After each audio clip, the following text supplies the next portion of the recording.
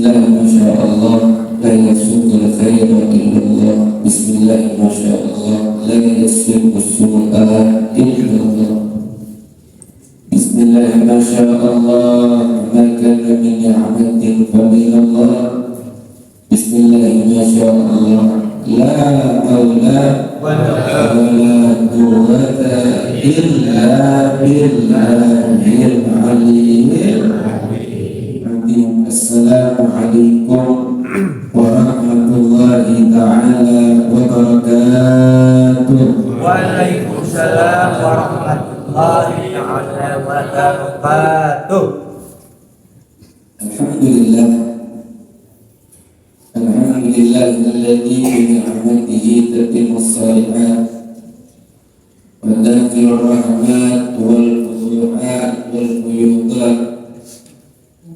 Allahumma salli wa sallim ala sayyidina wa habibina wa syafi'ina wa qurrati a'yunina wa nuri qulubina Muhammad Sallallahu alaihi wasallam.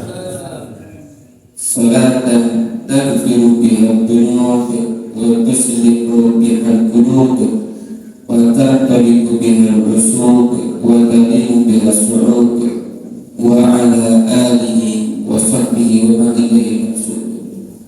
Subhanaka la ilma lana illa ma 'allamtana innaka antal alimul hakim. Rabbi shrah li sadri wa yassir li amri wahlul 'uqdatam min lisani yafqahu qawli wa hdi qalbi wa qulubahum wa saddid lisani Allahumma ya man bihi maqalidul umuri kulliha wa ilayhi yurja'ul amru kulluhu fatah ya alim.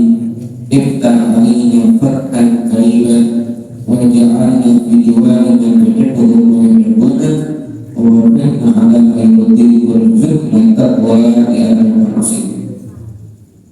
Amma ba'd, yang saya hormati, saya muliakan guru kita Ustaz Yobani, begitu juga jajaran DKM Masjid Al-Barokah, terkhusus Ketua DKM Bapak IPB. Semoga beliau-beliau dan para sesepuh, para tokoh di dunia ini diberikan panjang umur, sehat walafiat dan berumur Amin. Begitu juga yang saya hormati, saya muliakan seluruh hadirin hadirat yang pada malam hari ini telah berkumpul bersama-sama di masjid tercinta kita ini, Masjid Al-Barokah, untuk berzikir bersama-sama, untuk bersolawat bersama-sama, untuk menuntut ilmu bersama-sama, sebagai bentuk patuh tunduknya kita kepada Allah. Karena Allah lah yang memerintahkan kita untuk berzikir, karena Allah lah yang memerintahkan kita untuk bersolawat kepada Nabi Muhammad Sallallahu alaihi wasallam. karena Allah lah yang memerintahkan kita untuk menuntut ilmu, dan sebagai bentuk patuh tunduknya kita juga kepada Nabi Muhammad Sallallahu alaihi wasallam. Nabi Muhammad seringkali memerintahkan, menganjurkan berzikir, bersolawat dan menuntut ilmu. Alhamdulillah, kita diberi hidayah taufik oleh Allah Subhanahu wa taala untuk patuh dan tunduk kepada Allah Subhanahu wa taala. Alhamdulillah. Mudah-mudahan ini tanda kekokohan Islam kita. Amin ya rabbal alamin. Karena makna daripada Islam atau Muslim, Islam itu artinya tunduk patuh. Patuh kepada Allah, kepada Rasulullah. Muslim kata apa artinya Muslim? Muslim jadi patuh tunduk kepada Allah, kepada Rasulullah. Sallallahu alaihi wasallam. Alhamdulillah, ini orang mereka dari Muslim ngajalankan perintah Allah, perintah Nabi Muhammad sebagai bentuk kepatuhan orang, bentuk orang ke Allah, ke Rasul. Moga-moga ini tanda kuatnya Islam kita, Moga-moga sampai akhir hayat ini keislaman dijaga sama Allah, dikokohkan oleh Allah. Kita meninggal dalam keadaan Islam, kita meninggal dalam keadaan beriman, dan kita meninggal dalam keadaan husnul khatimah. Amin ya rabbal alamin. Hadirin adalah melanjutkan kajian Aqidatul Awal yang selanjutnya, masuk ke nadoman yang selanjutnya. Ini nadoman selanjutnya juga amalan juga nanti. Lu kamari oke terus diamalkan dah. Lu bismillah terus diamalkan dah. Lu doa baca alhamdulillah baca bismillah terus sholawat terus diamalkan dah. Baca basmalah bismillahirrahmanirrahim 21 kali saja terus diamalkan dah. Buku amalan Barmo sauna teh. ya ngomong deui aya deui amalan teh. Oh yo amalan diamalkan teh. Ya kan banyak amalan. Ada kiai ini, ada ustaz ini, ada ini, banyak kita ada amalan, kasih amalan. Nah, ini amalkan. Padahal kita sudah numpuk amalan teh, sudah banyak dapat amalan. Itu kalau amalan, setiap amalan itu semua diamalkan kita, luar biasa. Setiap amalan yang kita dapatkan kemudian kita amalkan. Satu buat istiqomah, hiji amalan, ya istiqomah kedua. Kata manfaatnya luar biasa, hasilnya luar biasa. Dia bersahabat dapat amalan, tak hiji ada diamalkan. Mendingan makan hiji tapi diamalkan, di istiqomah hasilnya manfaatnya luar biasa. Ya, sebenarnya Nabi Muhammad SAW. Khairul a'mal nadamu wa iqal, sebaik-baiknya amalan amalan ibadah yang dilakukan secara istiqomah walaupun sedikit. Satu amalan sedikit, satu amalan di istiqomah berkurang dugi kamu sampai mati, itu luar biasa. Ketimbang sehari langsung amalkan amalan segala macam diamalkan, besok nanti sholat segala macam libur. Hari Senin ngamalkan segala macam, zikir dibaca, buku zikir tebal-tebal dibaca, sholat 1000 rakaat langsung. Besok nak sholat lagi kalian, libur setahun sholat awal banyak. Banyak tapi tidak istiqomah, jauh dengan yang sedikit tapi istiqomah. Lebih istimewa lagi kalau banyak plus istiqomah. Tapi kita nggak bisa mengamalkan banyak amalan dan istiqomah kalau kita nggak mulai dari yang dikit dulu. Soalnya kita dapat amalan-amalan sunnah, ainu wajib mah buku enak, udah diamalkan ainu wajib. Ya menurut sunnah, amalan dapat amalan dikit, dapat amalan apa? Gigi wajib istiqomah. Ya, istiqomah. Soal perkara, ya, sedangkan buku amalkan adalah itu. Istiqomah pun tong sampai ikhlas, tong sampai ditinggalkan,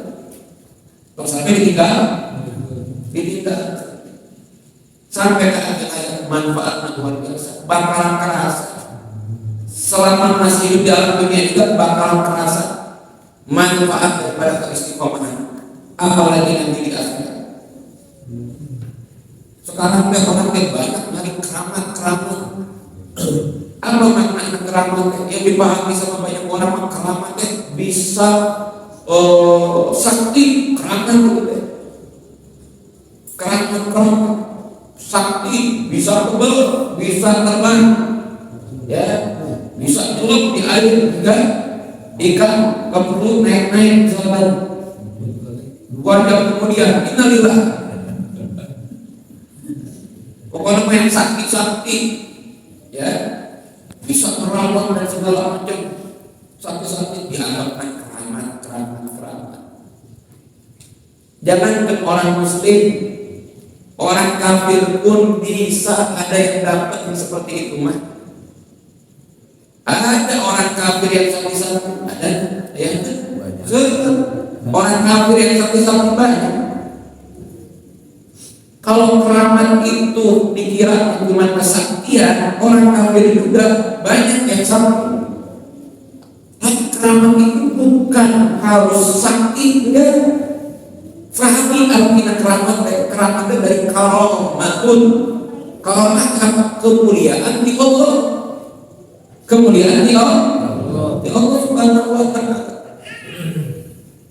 Orang-orang soleh, para wali dikasih karomah bukan itu ke Allah Subhanahu wa Ta'ala. Imam Nawawi rahimahullah ta'ala, wali besar, ulama besar di zaman dulu, nggak ada lampu-lampu kayak ini, hanya pakai obor. Tahu-tahu beliau ini setiap hari ngarang kitab, nulis kitab, belajar, nulis kitab, belajar. Sehari-hari kayak gitu, malam hari pun seperti itu. Tahu-tahu suatu ketika itu apiman, subhanallah, dapat karomah kemuliaan dari Allah, jadinya mengeluarkan cahaya. Mengeluarkan cahaya. Sakti, tapi ini saktinya benar-benar kemuliaan dari Allah Subhanahu wa Ta'ala. Emang ada sakti yang bukan dari Allah? Bukan kemuliaan dari Allah? Ada. Saktinya berupa hukuman dari Allah. Namanya istidraj. Orang kafir dikasih kemampuan bisa sakti, tapi itu istidraj agar apa? Agar dia tambah jauh dari Allah, sehingga dapat siksaan jauh lebih berat. Ada juga yang sakti dari jin, dari iblis, dari setan.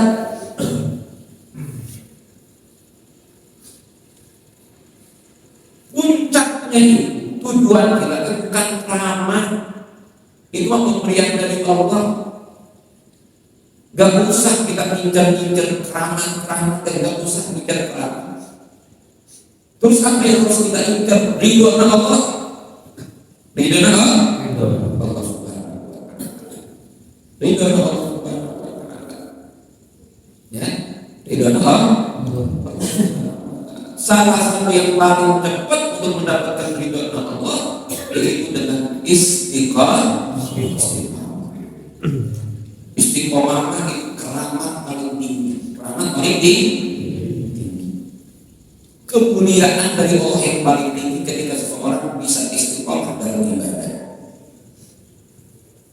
Kenapa? Karena keistiqomahan tidak bisa dikerjakan sama orang kafir. Keistiqomahan tidak bisa ditiru orang kafir, tidak bisa ditiru orang munafik. Tapi sakti bukan hanya wali saja yang bisa sakti. Orang kafir pun, orang yang durhaka pun bisa sakti. Tapi istiqomah hanya orang-orang istimewa saja. Orang muslim yang istimewa yang bisa istiqomah. Saya punya guru Abu Hasan Baru.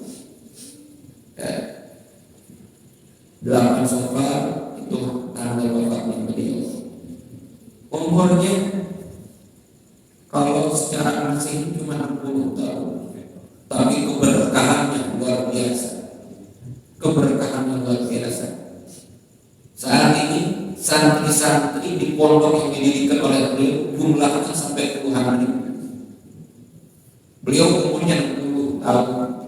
Sekarang pondok yang dibangun oleh beliau, pondok Darul Dakwah, pondok saya pondok, santrinya sudah puluhan ribu. Alumni-alumninya tersebar di saat Merauke Indonesia, dari Sabang sampai Merauke ada. Karena saya tahu sendiri, orang Aceh ada, orang Papua ada, teman saya. Orang Malaysia, orang Singapura, Brunei pun ada. Terakhir di Kalimantan Pondok ada orang Papua belasan orang. Umurnya 60 tahun. Tapi bisa punya murid sampai puluhan ribu. Walaupun sudah meninggal, tapi keberkahannya masih kerasa. Dirasa sama banyak umat. Santri-santri yang menjadi alumni banyak yang bikin pondok-pondok besar-besar pondok. Santrinya semua itu pahala yang ngalir kepada asal. Salah satu kehebatan beliau keistiqomahan yang luar biasa. Kita nggak berbicara dakwah luar biasa, ujian dakwah. Kadang-kadang saya mau sendiri kalau dakwah jangan jauh-jauh sama kanjeng Nabi Muhammad. Habib Umar itu pernah beliau diundang, ketika sudah diundang ketika dalam keadaan disiapkan makan dan segala macam. Tahu-tahu beliau nangis. Nangis kenapa? Ditanya sama Tuhan, barangkali ada salah atau kurang hidayahnya. Beliau nangis karena ingat perjuangan Nabi Muhammad ketika dakwah. Ketika beliau dakwah, kanjeng Nabi Muhammad bukan dapatkan hidayah, tapi cacian, makian, batu yang dilemparkan, bahkan kotoran yang beliau dapatkan ketika beliau dakwah. Saya yang gak ada apa-apa dibandingkan kanjeng Nabi Muhammad dapat, masya Allah, makanan seperti ini. Malu rasanya sama kanjeng Nabi Muhammad, tapi malah sampai seperti ini. Tapi ya asal malu, dakwahnya luar biasa. Di Pontianak itu bertahun-tahun beliau dakwah orang Madura, tapi dakwah di Pontianak bertahun-tahun dakwah di Pontianak. Beliau bawa sendiri tirai, bawa sendiri kain tirai. Sholat bawa sendiri, sholat pakai dibawa. Dan zaman dulu sampai sekarang sebenarnya Pontianak itu bukan kota yang mewah-mewah banget, masih banyak hutan-hutan, apalagi dulu tahun 80-an. Ya. Itu masuk hutan-hutan, masuk ke rawa-rawa sampai berdarah-darah tubuh sampai. Udah itu nggak usah dipijak. Luar biasa malu kalau misalkan bicara seperti itu. Kalau lihat ini saya dakwah, gitu. Belum ada apa-apa ujiannya, cobaan belum ada apa-apa. Oh, itu udah luar biasa. Dakwahnya, sabarnya luar biasa. Tapi ini pengen dibahas salah satu kehebatan beliau sehingga barokahnya beliau itu terus bisa dirasakan sampai beliau meninggal pun keberkahannya masih terasa. Beliau sudah meninggal tahun 99, tapi pondoknya tambah berkembang, santrinya kemana-mana, ilmu beliau nyampe kemana-mana. Pondoknya ada di Jawa Timur, tapi ilmunya sampai dari Sabang sampai ke Maroko. Salah satu kehebatan beliau. Kemudian beliau keistiqomahan. Salah satu keistiqomahan beliau itu istiqomah bangun jam 2 malam bagaimanapun kondisinya. Ngapain jam 2 malam? Bukan nonton bola, bukan judi, bukan jam 2 malam teh, ya, bukan begadang menurunkan janda, bukan, ya. Bukan jam 2 malam pakai ibadah sampai kapan? Sampai subuh. Istiqomah itu dilawankan sama beliau, istiqomah dengan beliau. Setiap jam 2 malam pasti bangun. Capek, sakit, tidurnya jam berapapun, pokoknya jam 2 bangun. Itu main nyaritakan bukan hanya anak-anak beliau saja, putra-putra beliau, tapi santri-santri juga. Santri-santri yang senior itu banyak menceritakan seperti itu. Kenapa? Karena Buya Hasan itu kalau pulang udah dakwah dari luar pondok, nyampe pondok itu jam 1 malam. Sebelum nyampe ke rumah, sebelum masuk ke rumah, di pintu gerbang pondok itu beliau pesan sama santri, jam 2 malam telepon ke rumah. Jadi ada telepon yang hubung ke rumah. Di penjaga itu disediakan telepon pokoknya sampai diangkat jam 2. Beliau baru nyampe jam 1, baru nyampe jam 1. Itu belum nyampe ke rumah, beres-beres, siap-siap isi dan segala macam, bobo tidur, tapi jam 2 harus dibangunkan. Kalau dari bangunkan gimana santri? Padahal jam 1 baru nyampe, pokoknya jam 2 harus bangun. Jam 2 harus tidak wajar kalau beliau dimuliakan sama Allah, sampai sudah meninggalnya pun dimuliakan sama Allah. Sudah 25 tahun beliau meninggal, tapi selalu didoakan oleh banyak umat. Santri-santrinya di mana-mana setiap hari, gak ada yang pernah berhenti menghadirkan beliau, ngirimkan Fatihah, sedekah diniatkan buat beliau. Berapa banyak pahala yang didapatkan oleh beliau, dimuliakan Allah Subhanahu wa taala. Wajar karena beliau istiqomah.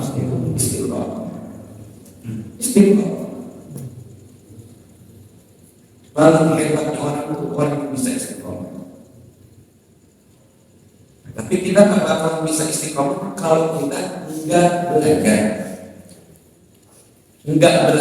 untuk istiqomah. Emang gimana belajar istiqomah? Gimana caranya? Awalnya paksakan.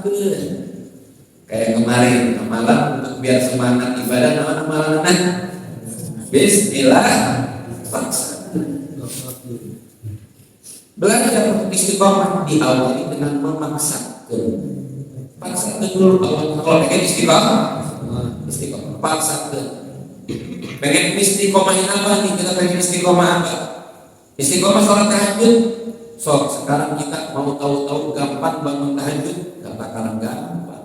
Ya gak pernah tahajud, tahu-tahu mau istiqomah tahajud di hari pertama sampai ke 7 aja, beratnya luar biasa. Paksakan dulu itu teh. Hari pertama paksakan harus bangun yang biasanya subuh juga kamu kudu maksakan bangun tahajud, paksakan. Terus setelah maksakan di awal-awal paksakan untuk paksakan untuk membiasakan. Kalau sudah maksakan untuk membiasakan sehari, alhamdulillah bisa maksakan. Tak paksakan nih hari-hari besoknya untuk membiasakan tahajud.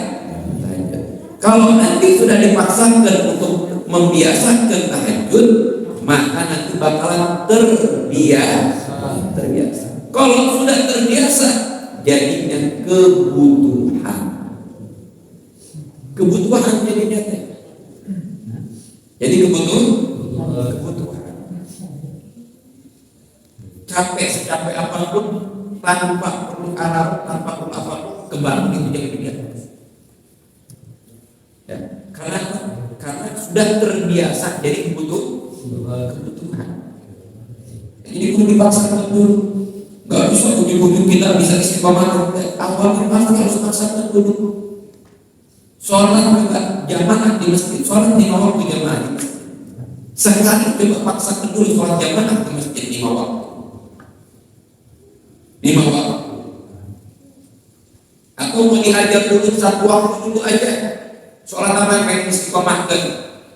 Sholat subuh, sholat paksakan jamaah di masjid. Sampai seminggu coba, tantangan luar biasa. Karena lawannya siapa lawannya? Lawannya nafsu sendiri.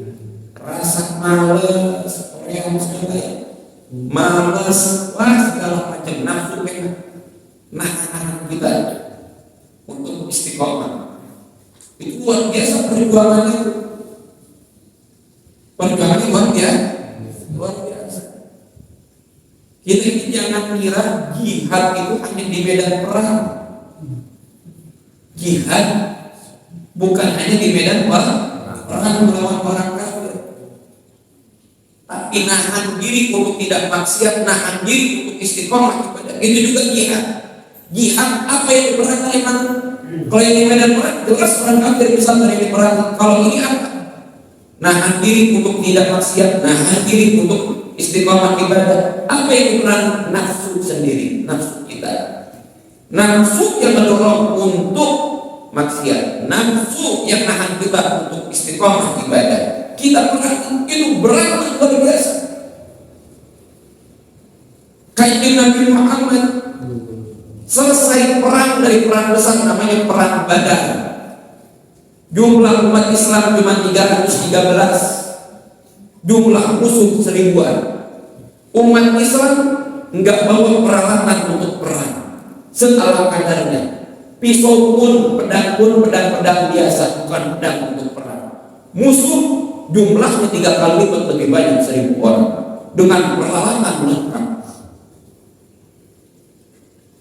Kuda, ratusan kuda.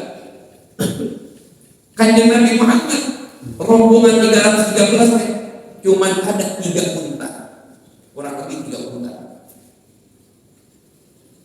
Musuh dengan peralatan lengkap, baju besinya, tangkingnya, panahnya, pedangnya, kudanya, untanya, persiapan persediaan makan segala macam komplit. Jumlah lebih banyak, peralatan Islamnya pun lebih komplit musuh. Selesai perang, menang umat Islam. Singkat cerita, umat Islam menang dalam perang tersebut, dibantu oleh Allah Subhanahu wa Ta'ala. Ini perang dahsyat karena jumlah jauh lebih sedikit, peralatan perang kalah jauh dengan musuh. Selesai perang, katakannya Nabi Muhammad, ayo kita pulang dari perang kecil menuju perang yang lebih besar. Para sahabat kata, ya Rasulullah, emang ada perang yang lebih besar dari perang ini? Musuh kita 3 kali lipat lebih banyak. 3 kali lipat lebih banyak musuh kita. Musuh kita peralatan perangnya luar biasa, komplit. Mati-matian kita memenangkan perang ini. Ini perang dahsyat luar biasa. 1 orang minimal melawan 3 orang dalam perang. Sedangkan yang kita bawa senjata cuma sedikit. Dan kita bisa lolos dari perang ini dalam keadaan menang. Tapi kau bilang kita pulang dari satu perang menuju perang yang lebih besar. Kita pulang dari satu perang besar menuju perang yang lebih besar. Katakan ini perang besarnya, tapi ada perang yang lebih besar. Apa itu? Jihad nafas, perang melawan nafsu kita. Nafsu yang mendorong untuk maksiat, nafsu yang mendorong kita untuk suka menghakimi orang, nafsu yang mendorong kita untuk jalan mata, nafsu yang mendorong kita untuk maksiat, nafsu yang menahan kita untuk ibadah. Itu jauh lebih berat. Bisa sholat subuh dengan melawan nafsu yang pengennya tidur, bahkan bisa sholat subuh berjamaah di masjid, itu jihad. Bisa hadir pengajian seperti ini, padahal kadang-kadang kita juga punya urusan. Mau berangkat, pelan dulu kita sama diri sendiri deh. Ada aja halangan-halangan juga, pikiran-pikiran yang nahan kita untuk tidak berangkat. Sampai pada akhirnya kita putuskan saya berangkat. Itu perang jihad. Nah, istiqomah juga itu jihad yang luar biasa besar. Jihad yang luar biasa besar. Istiqomah, kita hadir pengajian seperti istiqomah. Jangan sampai kita tinggal pada pengajian. Kita sudah hadir, sudah ngamalkan satu amalan istiqomah, istiqomahkan sama kita. Terus punya amalan-amalan istiqomah, belajar untuk istiqomah. Salah satunya juga kita cari cara yang membantu kita untuk istiqomah. Contoh, ya, untuk belajar istiqomah. Saya amaliyah yomiyah di HP. Amaliyah yomiyah itu amalan-amalan harian. Dicatat hari Ahad tanggal 19 Safar kemarin.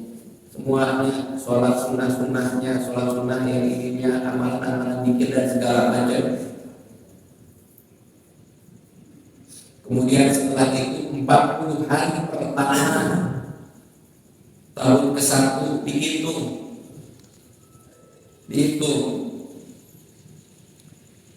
Pokoknya patokannya satu amalan itu 40 hari. Satu kali tidak dikerjakan, mengulang lagi ke 0. Karena kalau kita sudah bisa istiqomah 40 hari tanpa berhenti, itu bakalan dapat hasil dan bakalan dapat sedikit dari kenikmatan ibadah tersebut. 40 hari pertama bakalan rasa kenikmatan. Kalau istiqomah tanpa berhenti, bikin kayak ini buat apa sih? Dari sama siapa? Ya kita cari cara sendiri. Saya pengen istiqomah, ya saya pengen cari cara sendiri. Gimana caranya? Apa amalan-amalan pengen istiqomah? Dicatat.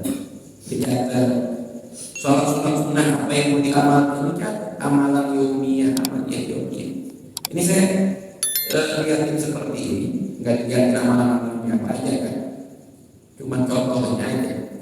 Bukan untuk saya pengen amalan, enggak. Untuk ngasih contoh, salah satu caranya kayak gini. Salah satu caranya kayak Sudah kayak gini tuh, sudah kayak gini, dikirim sama saya ke istri setiap hari, dikirim ke istri. Ada kertas di rumah, kertas amalan aja yang dicatat di HP. Nanti centang-centang sudah dikit-dikit, yang diamalkan dikit-dikit, yang diamalkan dikit. Nanti sebulan dilihat, sebulan dilihat, bukan sebulan juga. Dalam sampai sekarang 18 Oktober dilihat mana amalan yang dia amalkan. Sedikit kalian kalau misalkan catatannya merah, checklist merah.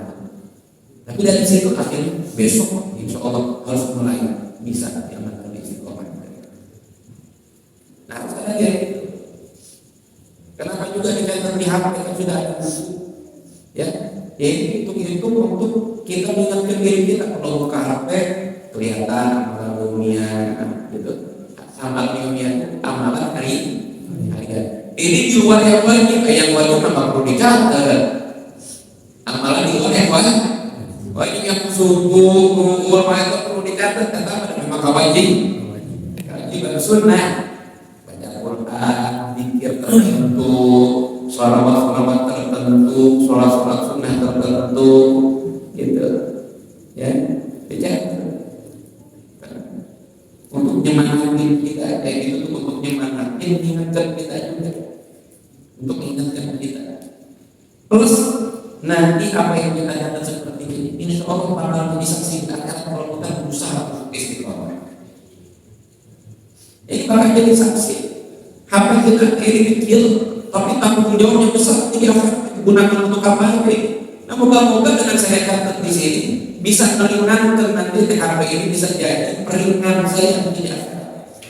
Dengan ditulisnya di situ amalan hajat yang membantu untuk mengistiqomahkan diri dalam amalan-amalan yang sunnah. Ini contoh.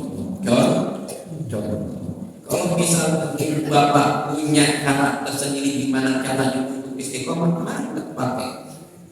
Cuma kalau ini namanya manajemen waktu,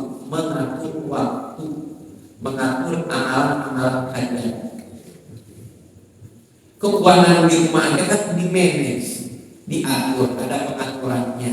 Ini uang buat ini dan segala macam. Waktu kita juga perlu diatur, amalan kita juga perlu diatur. Jangan mengatur urusan dunia aja, diatur juga urusan akhirat. Urusan dunia ada catatannya, pemasukan, pengeluaran, amalan kita juga, urusan akhirat juga perlu ada catatannya. Perlu ada catatan. Coba kalau kita punya catatan pengeluaran, pemasukan, ya kan? Pemasukan sekian, pengeluaran lebih banyak. Akhirnya mikir gimana cara biar pemasukan lebih banyak, pengeluaran lebih dikit. Semangat gimana caranya pemasukan lebih banyak, atau mikir gimana caranya mengurangi pengeluaran. Begitu juga kalau dicatat kita lihat jadi kelihatan tuh. Oh ini nggak keamalin, oh ini nggak keamalin. Nanti jadi penyemangat bagi kita gimana cara besok diamalkan. Besok diamalkan.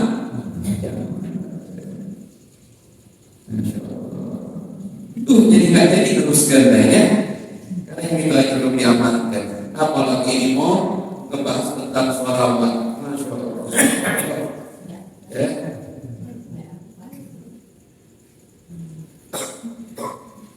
Dan insya Allah pada pertemuan selanjutnya aja dan selanjutnya kan ya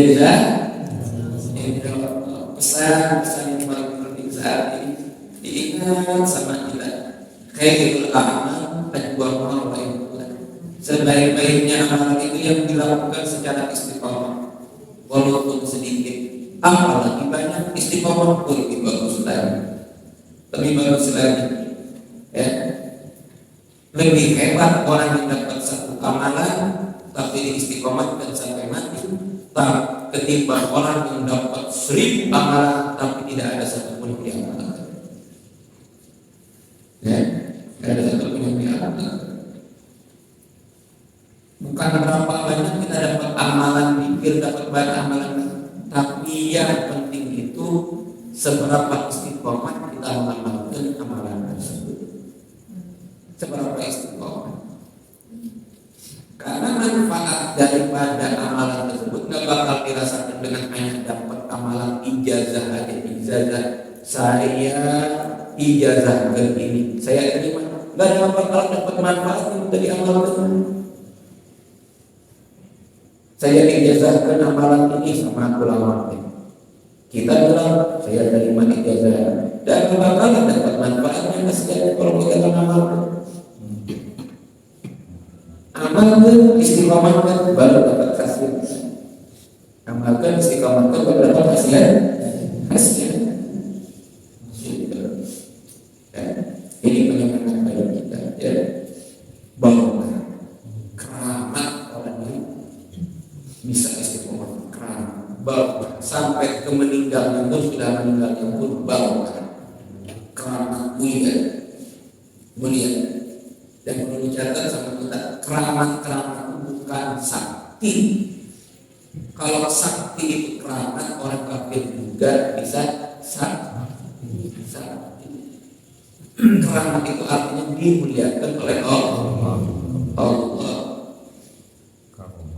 Ya karomah. Jadi kita sudah sebutnya keramat.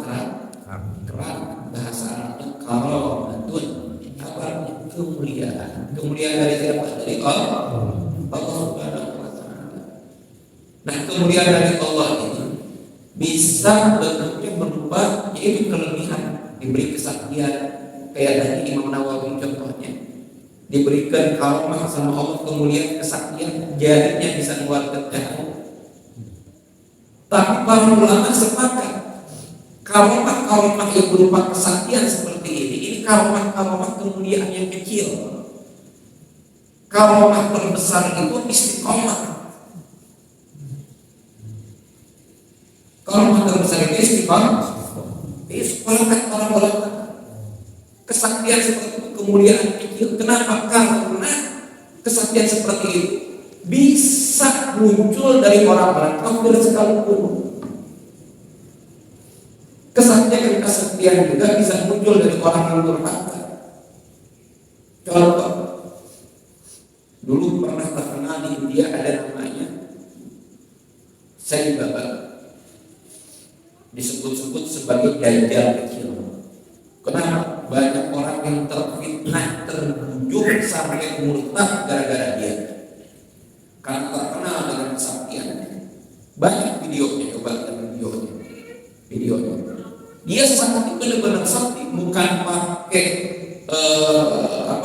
bukan pakai sulap-sulap, sakti benar-benar sakti. Video ini masih ada karena bukan orang yang lama-lama banget. Ya, udah mati orang kafir sakti. Pasir yang dipegang sama dia diurut-urut bisa langsung berubah jadi emas. Saya pernah baca bukunya tebal tentang kesaktian Sai Baba.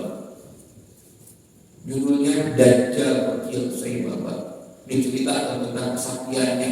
Kemudian kesaksian orang yang lihat kesaktian dia. Orang kafir juga bisa mendapatkan kesaktian. Tapi kesaktian yang mereka miliki bukan kemuliaan dari Allah, tapi istidraj. Bikin dia tambah jauh dari Allah.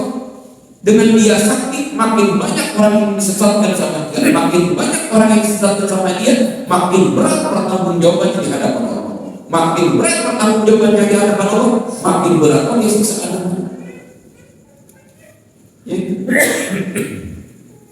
Ada juga yang sakti dengan bantuan jin. Kalau masalah sakti, kita dibandingkan sama jin. Jin itu ada yang muslim, ada yang kafir, semuanya sakti. Semua jin sakti. Contoh saktian jin apa? Jin itu siapapun jinnya, dia bisa berubah bentuk apapun. Kesaktian jin, dia bisa ngiles dengan sekejap, pindah tempat dengan sekejap. Mau yang muslimnya jadi muslim, mau yang kafir. Semuanya memang sudah seperti itu. Jadi sekarang kita nyari keramat biar bisa sakti, nggak ngurusin caranya benar atau salah. Yang penting saya sakti, disebutnya keramat. Al-Quran pernah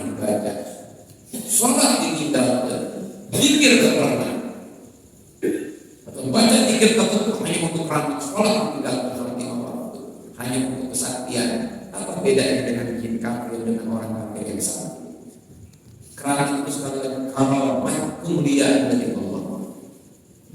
Kalau ada orang muslim yang soleh wali Allah dapat kesaktian kemuliaan dari mendapatkan kemuliaan dari Allah berupa kesaktian, itu bagi mereka itu kemuliaan yang kecil. Karena itu kata para ulama, kata para wali, orang kafir pun banyak yang sakti. Jangan ke orang kafir, jin aja semua yang sakti. Mau yang muslim, mau yang kafir. Jadi muslim ataupun jin kafir. Yang istimewa itu apa? Istiqomah. Istiqomah tidak bakalan ada orang-orang kafir. Ya nggak mungkin orang kafir bisa istiqomah ibadah, ya kan? Orang durhaka bisa istiqomah. Ya. Jin juga hanya jin-jin tertentu yang kesolehannya luar biasa yang bisa istiqomah. Manusia juga ya kan? Nggak semua yang bisa istiqomah. Kalau nggak sampai saat ini kita tanya ke diri kita sendiri, amalan apa yang sudah kita istiqomahkan sampai saat ini tidak pernah berhenti dalam kondisi apapun kita amalkan. Apa yang sudah kita istiqomahkan? Sholat walaupun 2 rakaat sudah kita istiqomahkan setiap hari sampai saat ini tidak pernah berhenti. 2 rakaat apa beratnya saudara? Jangan berbicara tentang yang sunnah. Keistiqomahan kita dalam urusan yang wajib saja itu masih dipertanyakan. Terkadang sholat 5 waktu dilakukan, diamalkan, diamalkan, dan kayak gitu. Jangan berbicara istiqomah dalam ibadah sunnah. Kita ngomongin istiqomah dalam yang wajib aja. Kadang-kadang sholat, kadang-kadang enggak wajib, kadang-kadang tepat waktu, kadang-kadang di akhir waktu. Assalamualaikum, assalamualaikum, ada asar. Barusan ada duhur. Hari ini, masya Allah, sebelum ada dikumandangkan sholat duhur sudah habis dengan salam dengan kopiah di masjid. Besoknya kendor lagi. Ya, injury time di mana? Penghujung waktu. Ya, sholat asar tinggal 5 menit, buru-buru sholat ini selesai. Ada di mana penasar sekalian aku sholat asar baru ke rekom ada selesai sholat barusan. Kita jangan berbicara istiqomah yang ibadah yang sunnah ibadah yang sunnah. Kita berbicara keistiqomahan dalam ibadah yang wajib. So sekarang kita diajar istiqomah yang banyak dulu. Istiqomah yang wajib. Sholat 5 waktu jangan sampai ditinggalkan. Jangan sampai ditinggalkan. Yang pernah meninggalkan sholat 5 waktu sok dikodok. Dikodok mumpung masih diberi umur sama Allah, berarti masih dikasih kesempatan untuk mengkodok sholat. Kenapa diawali dengan sholat dulu? Karena sholat ibadah yang menjadi kepalanya, menjadi kepalanya ibadah kita itu sholat.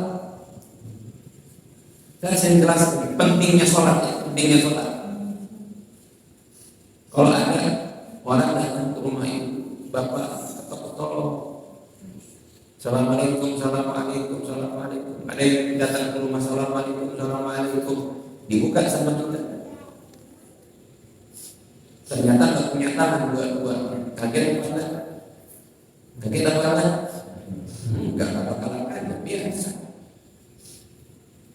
Wajar orang nggak punya tangan masih hidup, wajar kan? Assalamualaikum. Ada orang datang ternyata nggak punya kaki. Kaget apa enggak?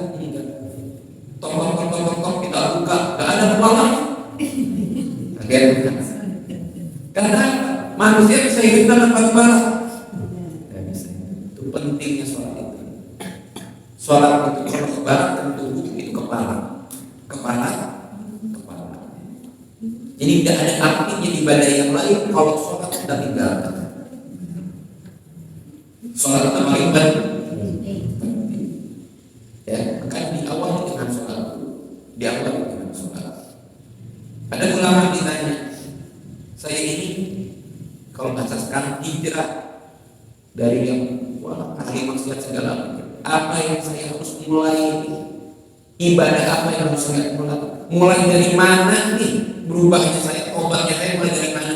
Tobat sudah, kemudian saya mau mulai dari mana? Sholat dulu. Sholat udah benar, yang lain ibadah yang bakalan bawa. Saking pentingnya sholat. Nah, sok saya orang diajar kita belajar istiqomah dalam sholat dulu. Sholat 5 waktu dulu. Pertama sekali harus kita istiqomah dalam sholat 5 waktu. Jangan pernah tinggalkan sholat 5 waktu. Jangan pernah tinggalkan dalam kondisi apapun juga. Dimanapun kita berada, tong sampai ditinggalkan sholat 5 waktu, kecuali kalau kita jadi orang gila atau kita sudah isder, maka tinggalkan sholat itu dengan kapan kalau mau meninggal, kalau boleh meninggalkan sholat, kalau jadi orang gila, ada pertanggung jawaban di hadapan Allah. Kalau meninggalkan sholat, sudah meninggal, nggak bisa lagi memang sholat. Nah, itu yang boleh meninggalkan sholat. Atau koma, itu pun kalau misalkan sadar, sehat lagi, dikodok tuh masa-masa komanya, sholat masa-masa komanya. Jangan pernah tinggalkan sholat. Dalam kondisi apapun, jangan pernah tinggalkan sholat di waktu. Allah kasih kita waktu dalam sehari 24 jam, masa cuma diwajibkan sholat 5 waktu, yang nggak nyampe setengah jam meninggal saya. Itu bisa dapatkan. Istiqomahkan sholat 5 waktu, jangan pernah ditinggalkan. Sholat 5 waktu, subuh, zuhur, asar, maghrib, bisa tong sampai ditinggalkan. Fatal kalau sampai kita tinggalkan sholat, itu kesalahan fatal kita sebagai orang muslim. Salah satu bentuk kedurhakaan besar kita kepada Allah ketika kita tinggalkan sholat. Tong sampai tinggalkan sholat, istiqomah dan tong sampai tinggalkan sholat. Yang kedua, istiqomah diajar istiqomah sholat di awal waktu. Dia tentang saya anak istiqomah di awal waktu. Ada satu orang yang berkata di Nabi Muhammad SAW, ya Rasulullah, amalan apa yang paling bagus? Dijawab bukan Nabi Muhammad, sholat di awal waktu. Ada dikumandangkan buru-buru wudu pelaksanaan sholat. Setelah kita istiqomah sholat 5 waktu, kita diajar untuk sholat di awal waktu, tidak mengkhawatirkan dari sholat dengan kesibukan apapun juga. Yang tidak sedikit, harus seperti itu. Pernah saya itu ke Kuningan. Ini kejadian cerita yang saya alami sendiri.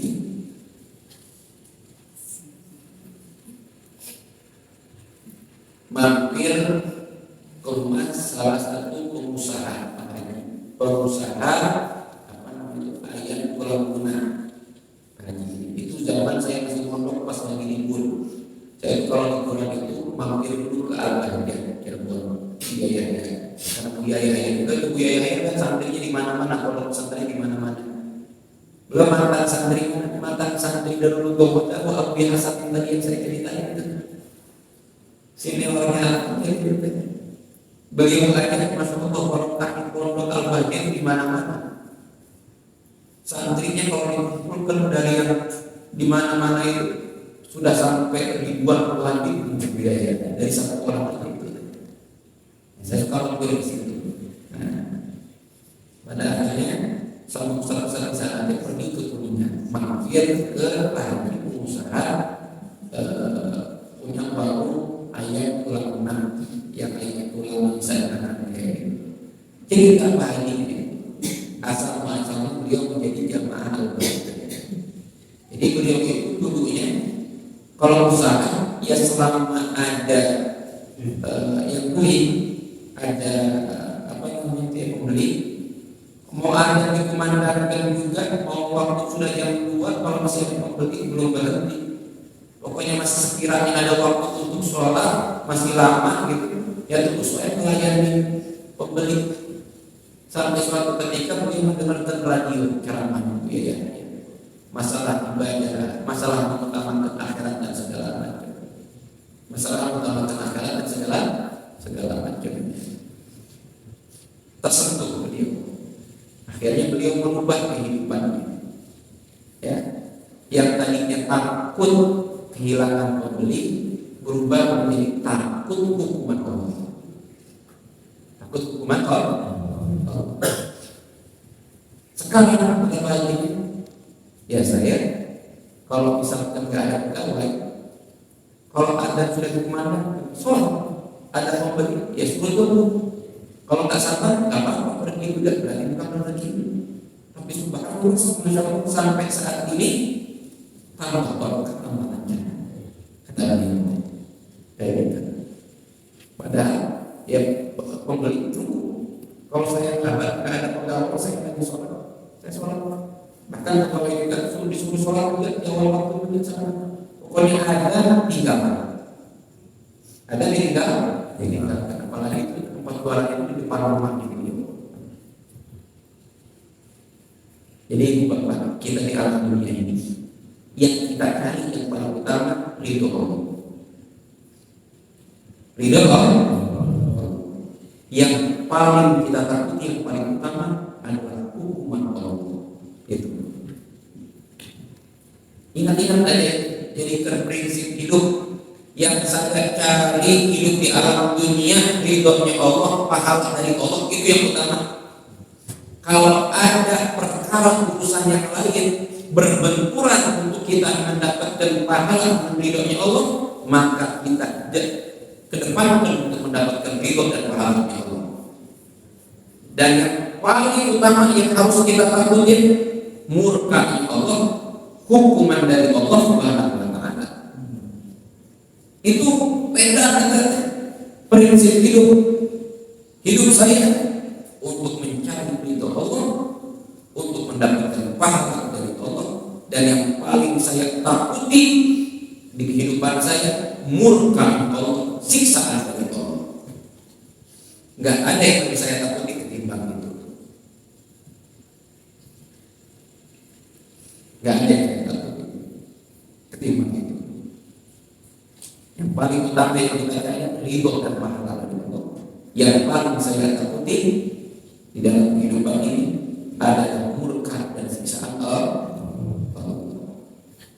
Jadi kegiatan ini, jadi kegiatan hidup kita, insya Allah bakalan selamat dunia akhir, bakalan bahagia dunia akhir.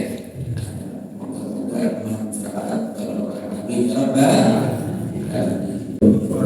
kami yang bisa saya sampaikan kurang lebih mohon maaf. Bila itu Assalamualaikum warahmatullahi wabarakatuh. Waalaikumsalam warahmatullahi wabarakatuh.